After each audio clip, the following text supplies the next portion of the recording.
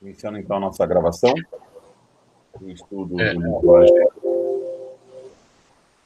Diga lá. Tudo certo aí? vai se comentar por item? Isso. Nós estamos no capítulo 12, Paraíso Perdido, nós temos no item 19. Se a falta de Adão constituiu literalmente o ter comido um fruto, ela não poderia, de modo algum, pela sua natureza quase pueril, justificar o rigor com que foi punido. Não se poderia tampouco admitir, racionalmente, que o fato seja qual geralmente se supõe. De outro modo, Deus, ao considerar irremissível o fato, seria condenado à sua própria obra, já que ele criara o homem para a propagação. Se Adão houvesse entendido, assim, a proibição de tocar no fruto da árvore, e com ela se houvesse conformado escrupulosamente, onde estaria a humanidade e que teria sido feita dos desígnios do Criador? Deus não criara Adão e Eva para ficarem sós na terra. A prova disso está nas próprias palavras que ele lhes dirige logo depois de os ter formado, quando eles ainda estavam no paraíso terrestre. Deus os abençoou e disse-lhes: crescei e multiplicai-vos, enchei a terra, e submetei-a ao vosso domínio. Está em Gênesis capítulo 1, versículo 28. Uma vez que a multiplicação era lei, já no paraíso terreno, a expulsão deles dali não pode ter tido como causa o fato suposto. O que deu crédito a essa suposição foi o sentimento de vergonha que Adão e Eva manifestaram ante o olhar de Deus, que os levou a se ocultarem. Mas essa própria vergonha é uma figura por comparação, simboliza a confusão que todo culpado experimenta em presença daquele por quem foi ofendido. Comentário? Só um pequeno comentário nesse item. Uma falta tão leve, né? E uma condenação tão grave, se supõe, então, que Deus é mais rigoroso que o pai humano, né? E, e de uma rigidez, eu diria, muito, muito grave, né? Muito séria. Só isso. O que eu entendo também vai nessa linha, né? Não poderia, estaria em contradição com ele mesmo, porque o que se coloca é que a fruta, a maçã, no caso, simbolizaria o pecado, né? Mas que pecado se o próprio Deus disse para ele: multiplicai-vos? Comer o fruto da árvore proibida, né? Que é a questão do sexo, não poderia ser uma coisa proibida, não poderia ser um pecado, né? Então, assim, realmente cai em contradição esse entendimento. E não poderia ser tão rigoroso se ele é um Deus justo, se ele é um Deus que criou eles com todas as possibilidades deles, que conhecia tudo que havia dentro deles, sabia que haveria, né? Deus perde a onisciência se ele não soubesse que eles comeriam do fruto. Ele sabe de todas as coisas. Se ele, foi uma surpresa para Deus que Adão comeu o fruto, que Eva comeu o fruto. Não faz sentido. Esse Deus deixa de ser Deus. Porque se ele é onisciente, ele sabe de todas as coisas, ele sabia que isso ia acontecer, né? Então, o próprio Deus já condenou eles, fez eles para condenar eles, porque sabia do que ia acontecer. Ou não, o Deus não é Deus, foi um outro cara. né?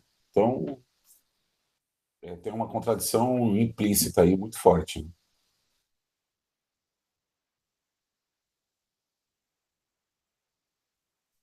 Finalmente, qual foi, em suma, a falta tão grande que resultou na condenação perpétua de todos os descendentes daquele que a cometeu? Caim, o fratricida,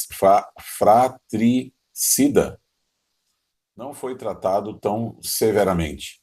Nenhum teólogo a pôde definir logicamente, porque todos, apegados à letra, giraram dentro de um círculo vicioso.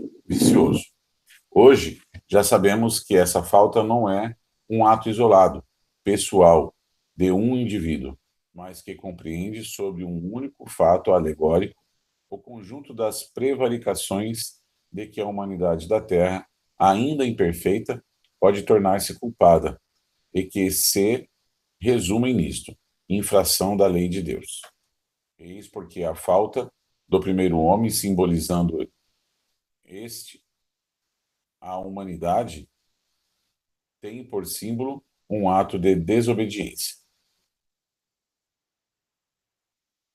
A falta cometida em si pouco importa, né? O que foi que ele fez não importa muito. O que importa é que houve uma desobediência. Existia uma orientação que não foi atendida. Mas nem por isso, como a gente comentou já, né? Não caberia uma punição tão grande. E aqui ele traz uma avaliação muito importante, né? Nem Caim sofreu. A falta de Caim foi muito maior, né? E Caim não sofreu os a mesma força da lei, da condenação que todos nós estamos subjugados por conta da falta de Adão. Né? Algum comentário?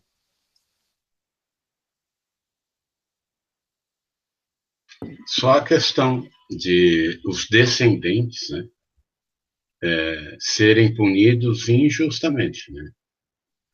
E isso por toda a eternidade, né? Por todo. Sim, porque quantas gerações já se passaram, né?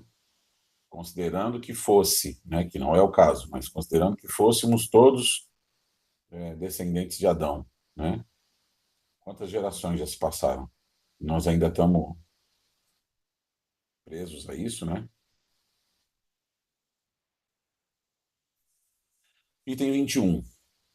Dizendo a Adão que ele tiraria da terra o alimento com o suor de seu rosto, Deus simboliza a obrigação do trabalho.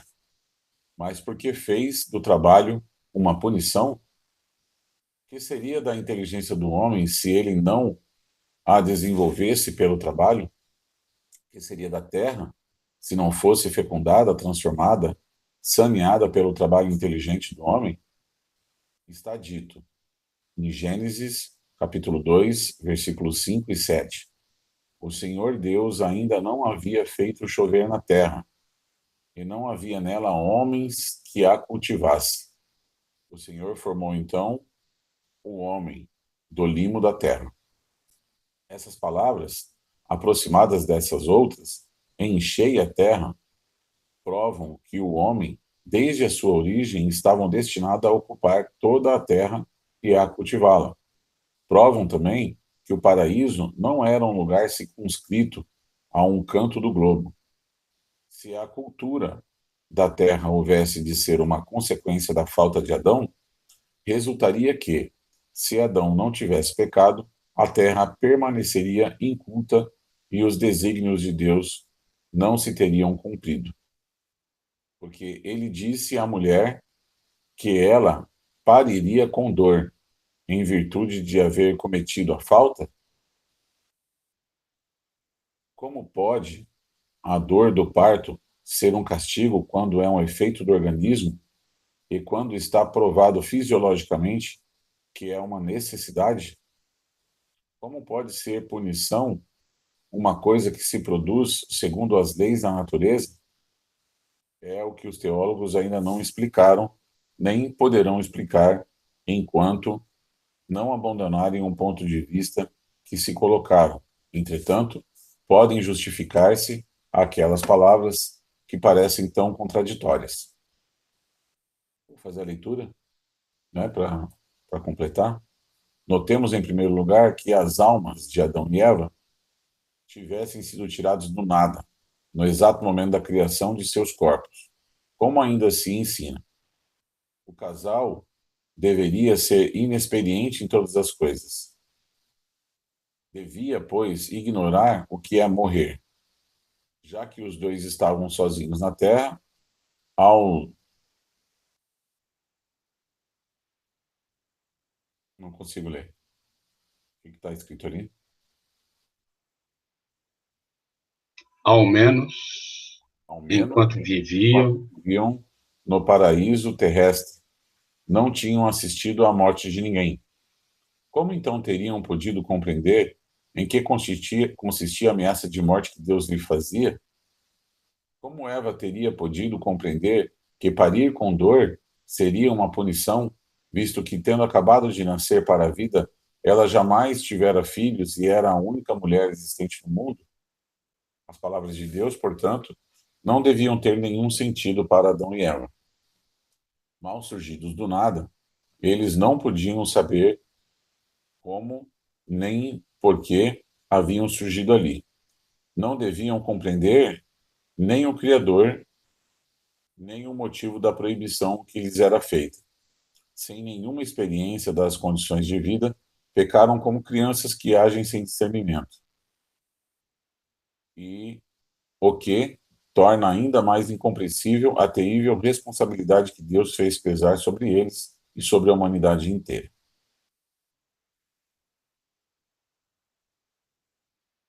Algum comentário? Só lembrando da questão 67, 675, não, 676 dos Espíritos, né? Coloca por que os trabalhos se impõem ao homem, né? Por ser uma consequência de sua natureza corpórea. Coloca a expiação, ao mesmo tempo, um meio de aperfeiçoamento da sua inteligência. Né?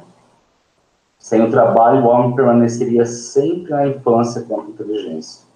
Por isso que seu alimento, sua segurança, seu bem-estar dependem do seu trabalho e da sua atividade. Então, assim, no Livro dos Espíritos já coloca que é uma condição do homem, a natureza do homem o trabalho, né?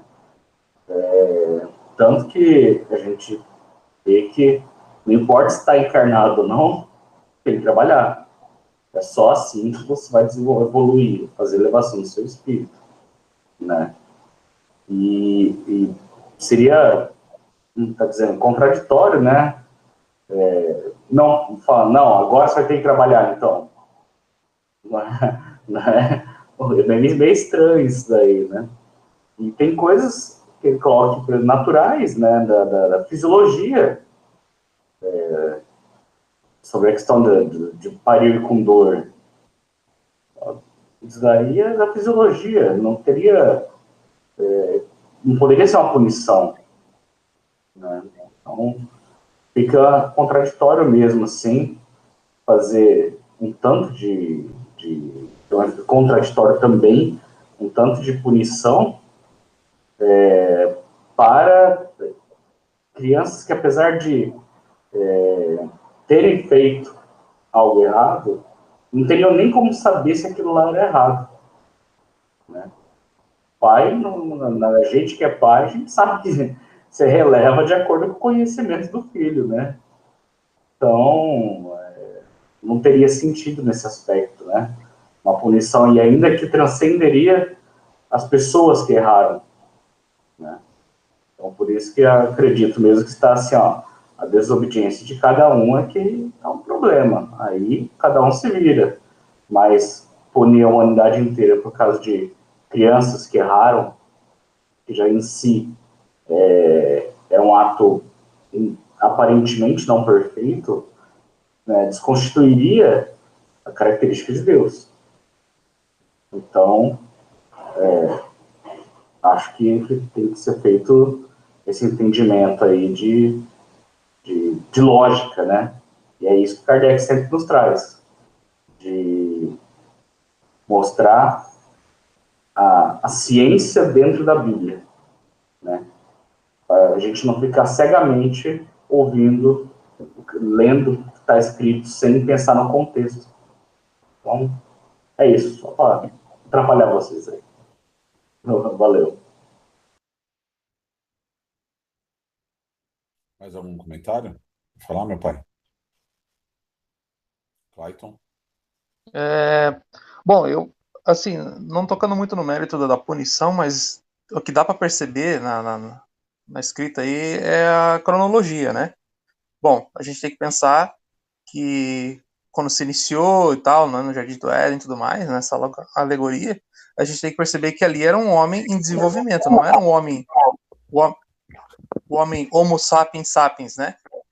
Então, a gente colocar um homem em desenvolvimento, tanto físico como intelectual, ele estava realmente como menos que até que criança, né? E talvez na interpretação das escrituras eles colocaram um homem já moderno, né? Essa interpretação, né? E de fato não é, né? Ele é um homem ainda que não é desenvolvido suficientemente para ter toda a parte intelectual e motora, né? Então, a gente analisar ele se encaixa, que realmente vai ter que trabalhar com o seu suor, que não conhecia a dor porque realmente é um corpo em desenvolvimento, né? Então, acho que cabe aí, né?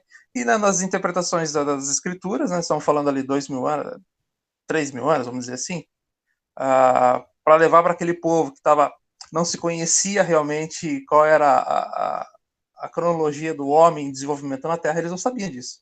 Então, teria que encaixar ele realmente na cronologia do homem moderno, né? Então, acho que fica aí a confusão do povo. Pai ia falar? Não? Então vamos lá.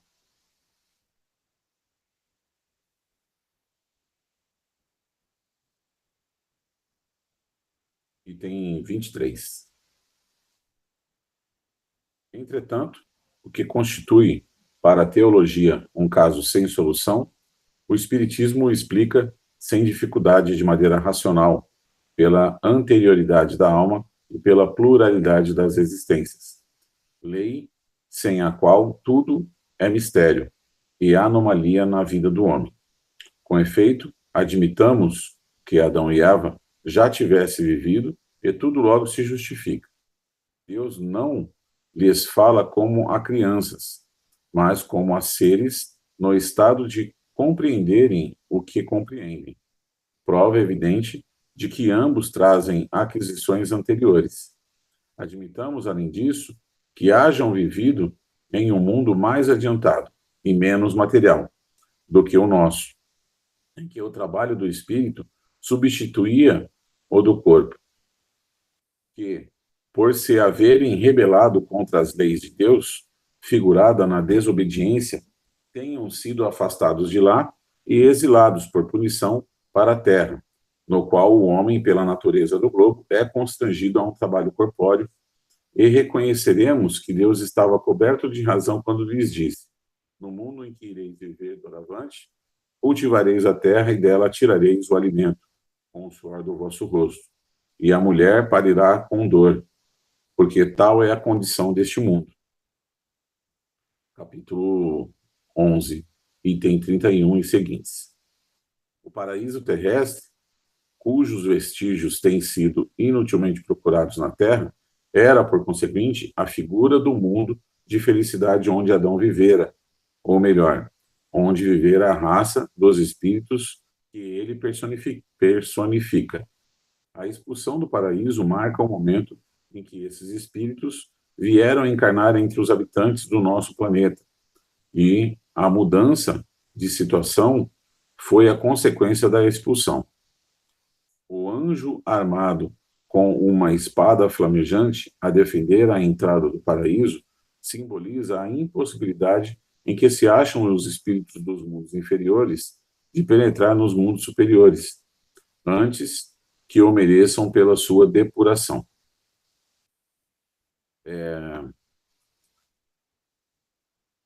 Quando você se debruça sobre o aspecto tecnológico e o caminho de evolução que a gente tem tido hoje,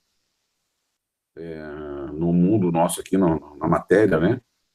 já existem hoje as grandes personalidades, e um dos caras que falou isso é o cara que inventou o Windows, né? É o cara que inventou a Microsoft, né? E é um dos gênios, né, que a gente tem com a gente aqui. Esse cara, o Bill Gates, né? Ele defende que dentro de um tempo, não muito distante, mas a gente não tem como mensurar quanto tempo é isso,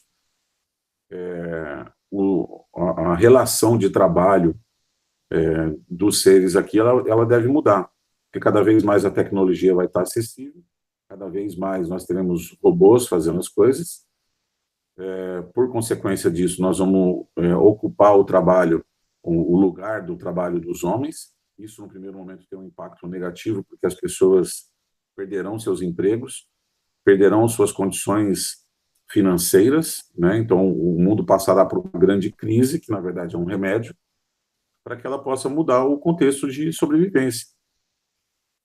Dentro desse cenário, nós teremos máquina fazendo as coisas, o que custa muito mais barato, e nós teremos uma sociedade quebrada, que não terá dinheiro para comprar as coisas que as máquinas farão, e isso vai derrubar absurdamente os preços. E ele fala que dentro de um período, nós passaremos a pagar a 10ª parte daquilo que nós pagamos hoje, ou seja, as coisas vão cair absurdamente de valor. E não tendo mais condições de trabalhar nos trabalhos que nós temos hoje, nós nos dedicaremos a cuidar uns dos outros. Essa é a previsão de um dos caras que não tem nada a ver com o que nós estamos fazendo aqui, que não é um cara, não é um apóstolo, não é um cara que é um teólogo ou qualquer coisa nesse sentido, é um cara de tecnologia. E ele está fazendo uma previsão que no futuro isso deve acontecer. Quer dizer, nos mundos superiores, não existe esse trabalho que a gente tem que acordar todo dia cedo, né, tocar e fazer, e é o que nos distrai muitas vezes do caminho que a gente precisa tomar, porque a gente está tão atarefado nas nossas obrigações, a gente acaba esquecendo de Deus, né? É o que não deveria acontecer. Mas o fato é esse, assim, num mundo mais evoluído, nós não temos mais essa necessidade. E aí, partindo desse princípio, que Adão e Eva eram espíritos que já pré-existiam, que vieram para cá caídos desse mundo que era superior, e que aqui a coisa era muito mais complicada, né? A raça adâmica vem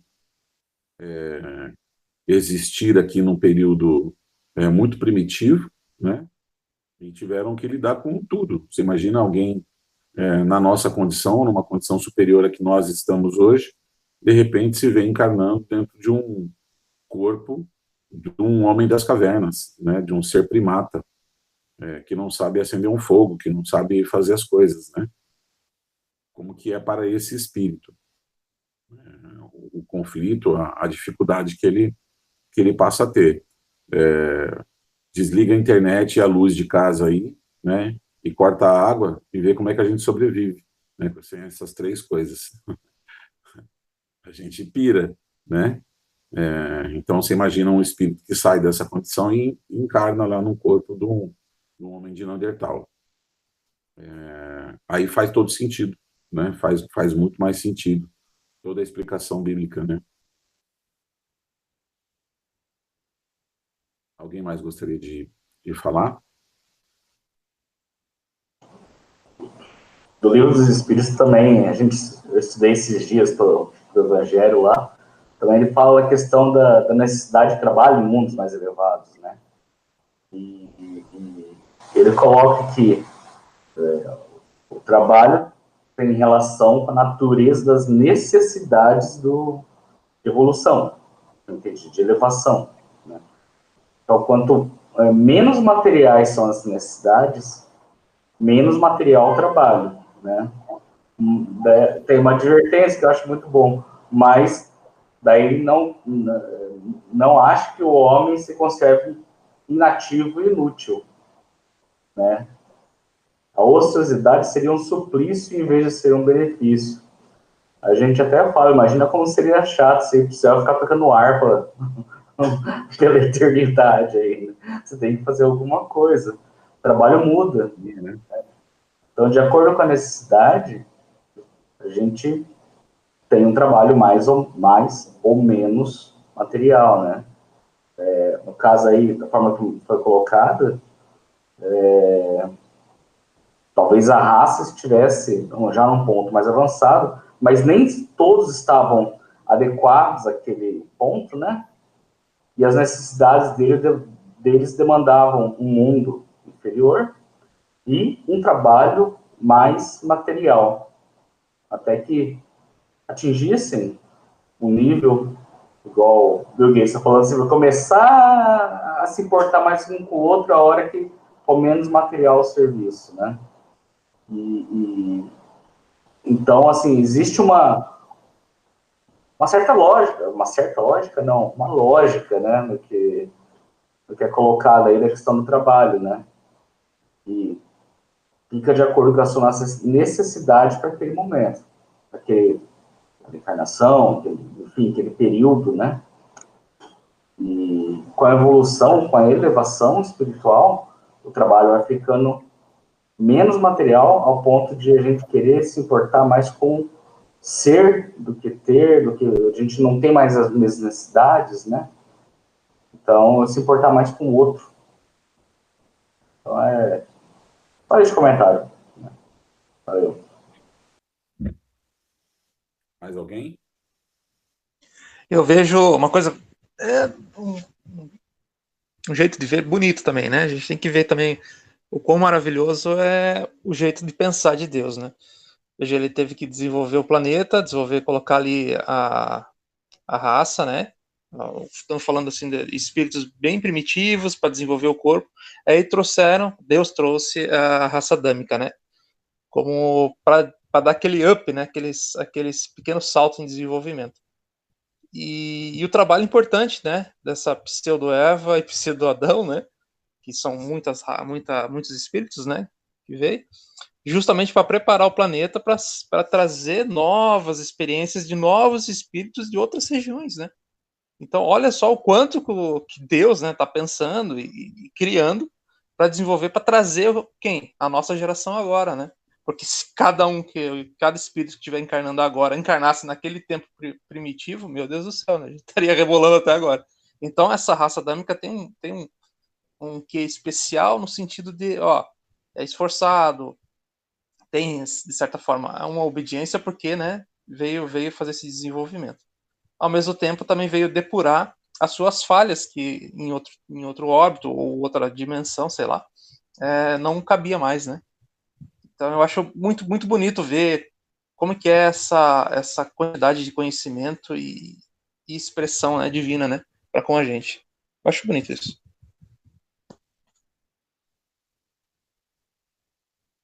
E a cada período, né, Clayton, conforme a gente vai se desenvolvendo, boa parte de nós estávamos lá nesse princípio, né?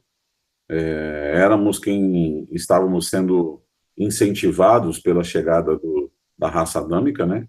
Que nos impulsionou, e a gente veio se desenvolvendo. E a cada período X, nós recebemos novos, né? Novos visitantes que vêm aqui estimular a gente. Quanto mais a gente avança, novas inteligências vêm para cá para nos impulsionar.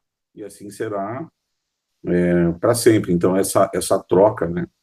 É isso que você ressalta aí, né? Eu acho que essa troca de conhecimento, esse estímulo mútuo, né? É um pouco do que a gente estava conversando ontem no nosso estudo lá do Evangelho, né? Ninguém está sozinho, né? A gente está sendo influenciado e influenciando todo mundo o tempo todo. Esteja a gente onde a gente estiver.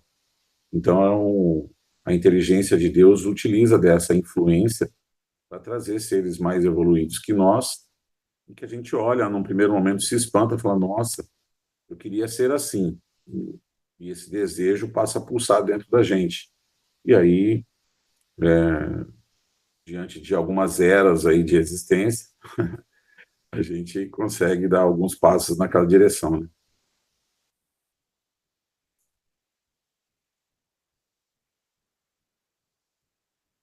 Vamos lá. Item 24. Capítulo 4, 13. Caim, depois do assassínio de Abel, responde ao Senhor: a minha iniquidade é grande demais para que me possa ser perdoada.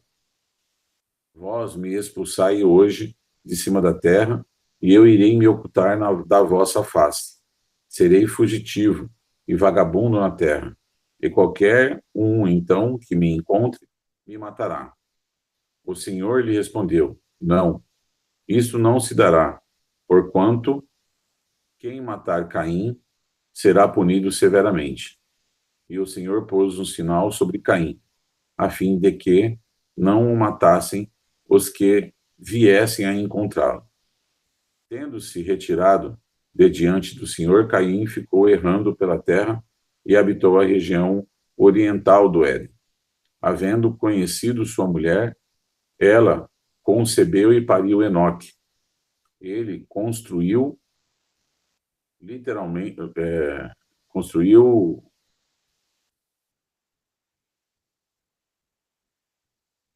que Valerie Boné, literalmente, estava construindo uma cidade a que chamou Enoquia, no nome de seu filho. Isso está em Gênesis, capítulo 4, versículos 13 a 17. Se nos apegarmos à letra de Gênesis, eis as consequências a que chegaremos. Adão e Eva estavam sós no mundo, depois de expulsos do paraíso terrestre. Só posteriormente tiveram 2 filhos, Caim e Abel. Ora, tendo-se Caim retirado para outra região, depois de haver assassinado o irmão, não tornou mais a ver seus pais, que de novo ficaram isolados. Só muito tarde, na idade de 130 anos, foi que Adão teve um terceiro filho, que se chamou Sete. Depois desse nascimento, ele ainda viveu, segundo a genealogia da bíblica, 800 anos, e teve mais filhos e filhas. Quando, pois, Caim foi estabelecer-se a leste do Éden, somente havia 3 pessoas, seu pai, sua mãe e ele, sozinho, de seu lado. Entretanto, Caim teve mulher e filho. Que mulher podia ser essa, e de onde ele pudera desposá-la? O texto hebreu diz: ele estava construindo uma cidade, e não ele construiu, o que significa uma ação presente e não posterior. Mas uma cidade pressupõe a existência de habitantes, visto não ser de presumir que Caim fizesse para si, sua mulher e seu filho, nem que a pudesse edificar sozinho. Dessa própria narrativa, portanto, logo se conclui que a região era povoada. Ora, não podia sê-lo pelos descendentes de Adão, que não se reproduziram a um só, Caim. Aliás, a presença de outros habitantes ressalta igualmente dessas palavras de Caim: serei fugitivo e vagabundo, e quem quer que me encontre me matará. E da resposta que Deus lhe deu, por quem ele temia ser morto, e que utilidade teria o sinal que Deus pôs para preservá-lo, visto que ele não iria encontrar ninguém. Ora, se havia na terra outros homens, além da família de Adão, é que esses homens aí estavam antes dele, de onde se deduz estas consequências tiradas do próprio texto,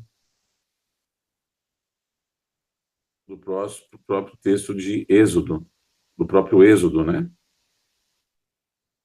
Não, próprio texto do Gênesis. Adão não é o primeiro, nem o único pai do gênero humano. Comentários?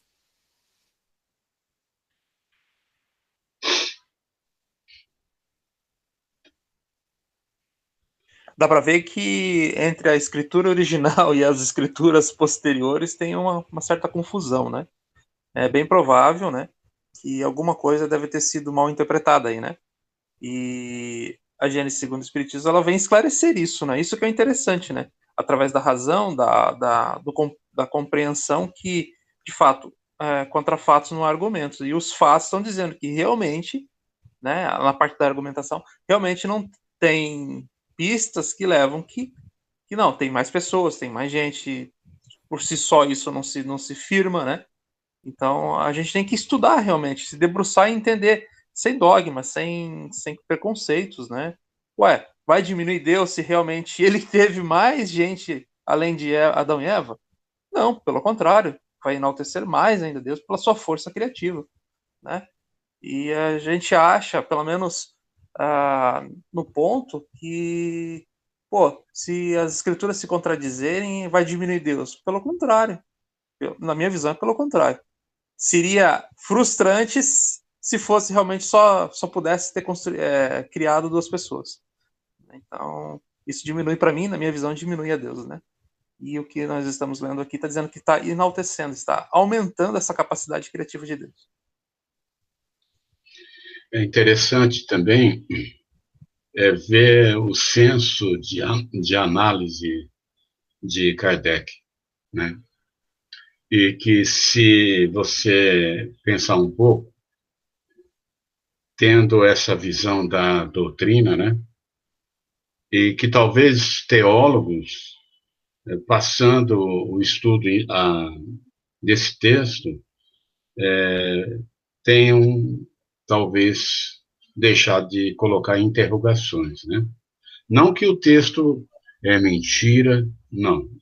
Ele está ligado exatamente à formação da Terra, vindo seres de outros lugares, né?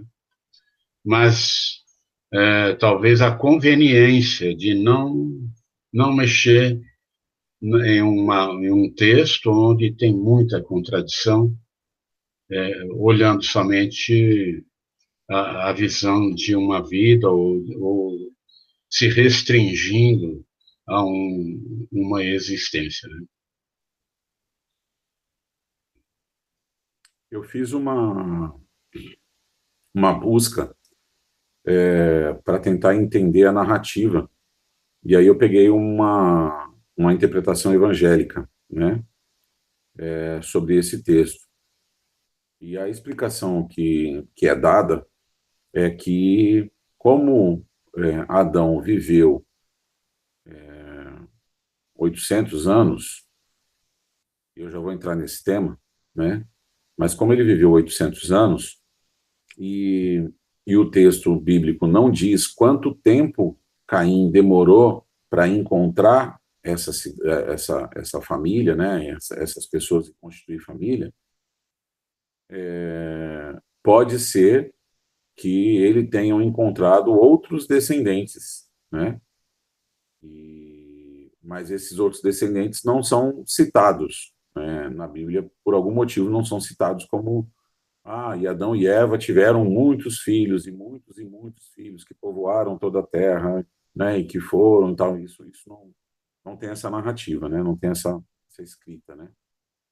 Mas a narrativa deles é essa, assim, ó.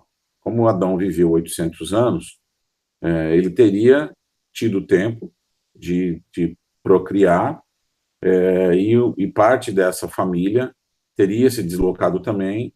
E aí, como não diz quanto tempo Caim levou para encontrar essa mulher e constituir família, criar a cidade e tudo mais, isso pode ter passado, sei lá, 200, 300 anos, né? E aí, com 300, 400 anos, sei lá, ele encontrou com essa mulher. Isso é um ponto.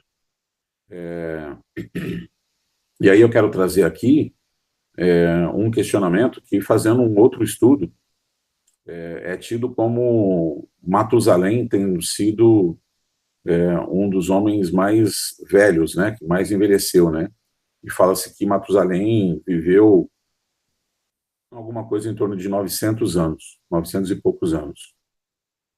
Só que existe uma explicação científica que diz que o tempo, ou os anos, até um determinado período, eles eram medidos de uma forma diferente. Os anos, eles não eram medidos como nós medimos hoje. A ciência vem mostrar para nós também que nas escavações e nas arcadas nos ossos, enfim, nas avaliações de tudo que foi encontrado até hoje, que daqui para trás a raça humana ela viveu menos do que nós vivemos, não viveu mais do que nós vivemos, porque a condição de vida era muito mais difícil, né? Corria-se muito mais riscos, né?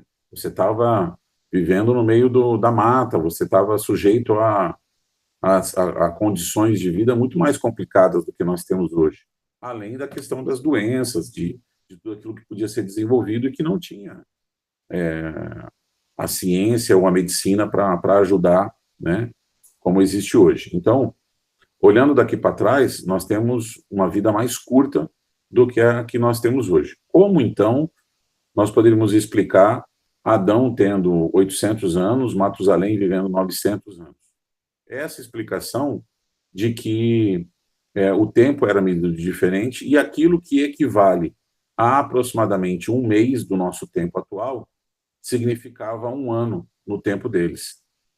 Se nós pegarmos essa explicação e aplicarmos a Adão, nós teremos aí que Adão viveu aproximadamente 80 anos. Isso seria possível, isso seria plausível, né? Se a gente pegar aí um mês como sendo um ano, se a gente pegar aí 12 meses, né? Considerando 12 anos, né? Então, dividindo esses 800 por 12, nós teremos uma idade aproximada de Adão e de Matusalém. E aí sim faz sentido, né, que tenham vivido mais do que todo mundo, porque naquela época se morria com 30, 40 anos de idade, e eles viveram o dobro, viveram 80, viveram 90 anos, né? E aí faz um pouco mais sentido. Mas ainda assim seria improvável que com 80 anos de idade Adão tenha procriado e que a sua filha tenha se deslocado e que tenha encontrado, que Caim tenha encontrado ela em outras terras. Bom, além disso, tem um ponto aqui que a gente precisa trazer, que é quando ele fala assim, que Deus...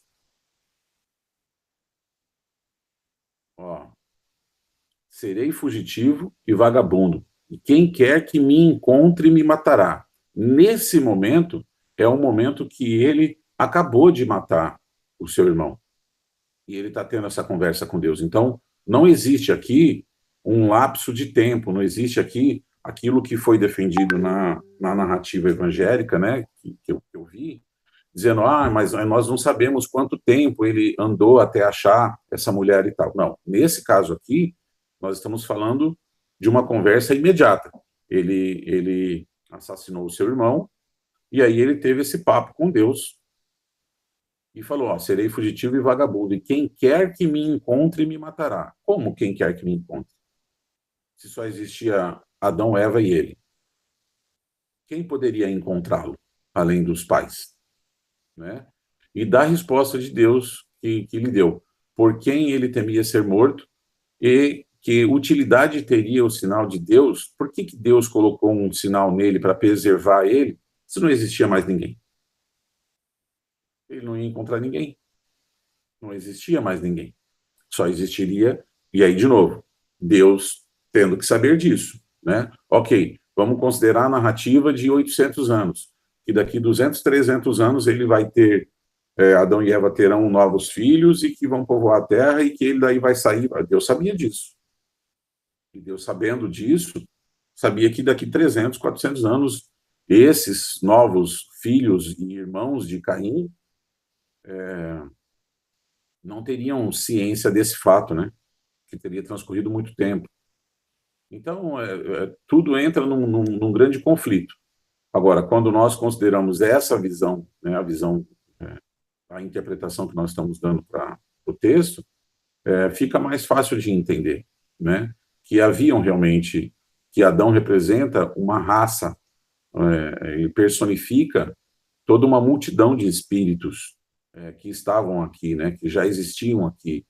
E esse Deus é um Deus muito mais generoso, que criou de forma muito mais... fugiu a palavra aqui, no sentido de cobrir toda a Terra, né? Ele não criou dois seres, ele criou muito mais. Ele é muito mais produtivo, não é essa palavra que eu quero usar, mas enfim. Bom, era isso que eu queria fazer de comentário. Não sei se eu me atrapalhei aqui. Mais algum comentário? Eu concordo, Ricardo, com essa visão, o fato é esse, né? Talvez, assim, a gente pode dar um crédito, né? E quando foi escrito essas narrativas, né? Eles tenham tentado resumir o máximo possível, porque era difícil de ser compreendido mesmo, né? Não Tanto existia fatos ciência, científicos, né, né? Caio? Não existia Pois é, todo o método científico de hoje. E aí a própria Gênese fala ali no passado, né, nas histórias que nós lemos, as coisas eram feitas muito mais inflamadas, né? O conto era exatamente. aumentado, as coisas eram mais fabulosas, né? As fábulas, né? Essa parte mística da coisa. Então, a gente tem que dar um desconto. Mas vamos sacar, com o avanço da ciência, o avanço do conhecimento que Deus está trazendo para a gente, ele vai começando a descortinar, né, os fatos encobertados naquela época, né? E, mais uma vez, eu toco num ponto, em nenhum momento isso deprime Deus, né? Não vai diminuir ele, né? De uma forma. Pelo contrário, ele vai aumentar, e muito, exponencialmente, essa capacidade de criação que ele tem. Eu vou fazer, estamos no finalzinho do nosso horário aí, falta 4 minutinhos, eu só vou fazer a leitura desse 27, que daí a gente mata esse pedaço, tá? Eram necessários os conhecimentos que o Espiritismo forneceu acerca das relações do princípio espiritual com o princípio material, acerca da natureza da alma, da sua criação em estado de simplicidade e de ignorância, de sua união com o corpo, de sua indefinida marcha progressiva através das sucessivas existências e através dos mundos, que são outros tantos degraus da senda do aperfeiçoamento, acerca da sua gradual libertação da influência da matéria, mediante o uso do livre-arbítrio, da causa dos seus pendores bons ou maus e de suas aptidões, do fenômeno do nascimento e da morte, da situação do espírito na erraticidade, que é quando o espírito está fora do corpo, né? E, finalmente, do futuro como prêmio de seus esforços por se melhorar e da sua perseverança no bem, para que se fizesse luz sobre todas as partes da gênese espiritual. Graças a essa luz, o homem sabe doravante de onde vem, para onde vai, por que está na terra e por que sofre.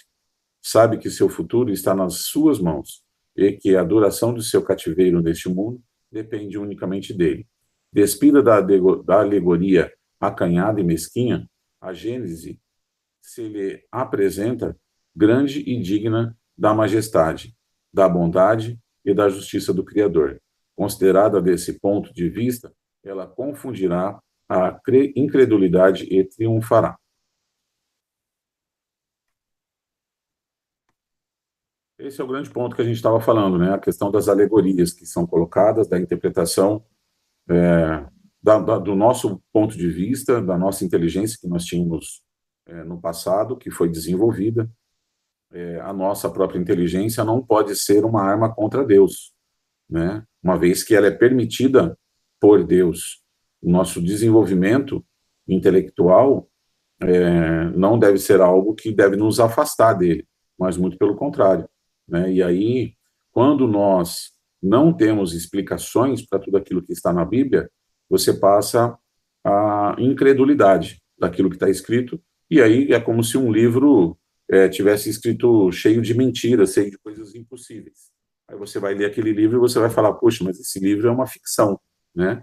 Esse livro ele não é possível. Quando você traz essas novas interpretações de acordo com a nossa possibilidade de entendimento, primeiro, isso não diminui em nada aquilo que foi feito, isso engrandece, né, o tamanho do nosso Deus, mas isso tira completamente a questão da incredulidade.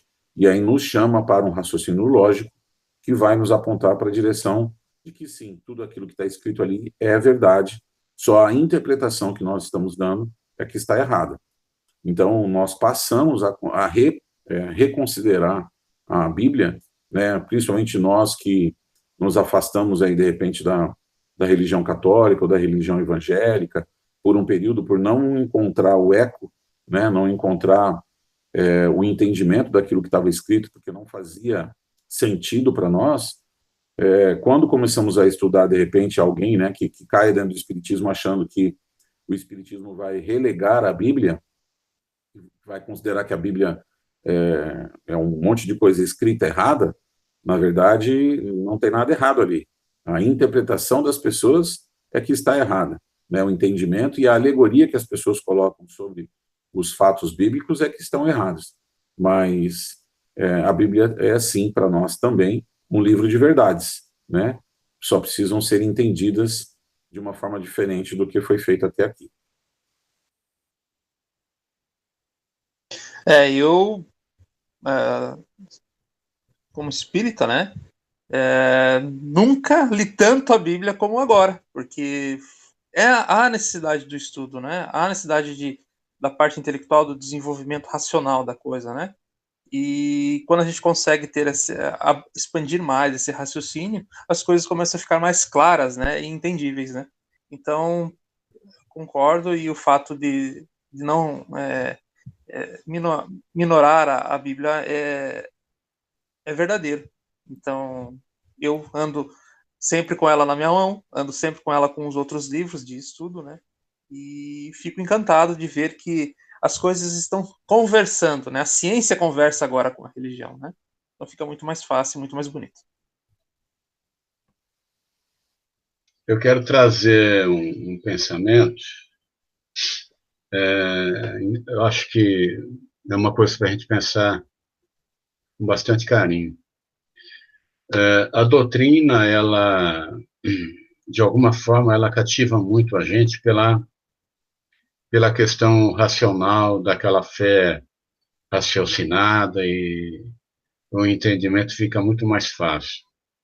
Mas eu gostaria de colocar que o quanto que nós, espíritas, somos, talvez, distraídos, porque durante tantos anos estudando a doutrina, esse livro mesmo, eu li ele há alguns anos atrás, estudei num grupo, mas o quanto que é necessário formatar grupos de estudo que repassem toda a obra da doutrina, porque pode-se chegar até a ler livros que não são da codificação, e hoje, estudando aqui com vocês novamente a Gênese, a gente vê a necessidade do estudo completo da obra,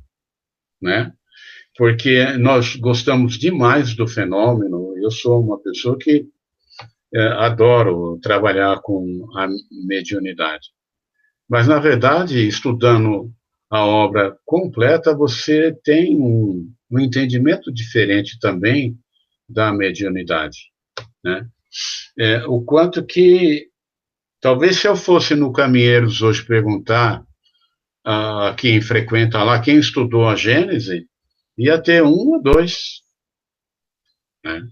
Então, tem o livro Céu e Inferno também, né? E obras póstumas, a Revista Espírita, 12 volumes, né? Então, há muita coisa para ser estudado, abrindo um campo de entendimento muito maior, né? É só isso que eu gostaria de colocar. Beleza. Acho que é isso, gente. Podemos encerrar, né? Mais algum?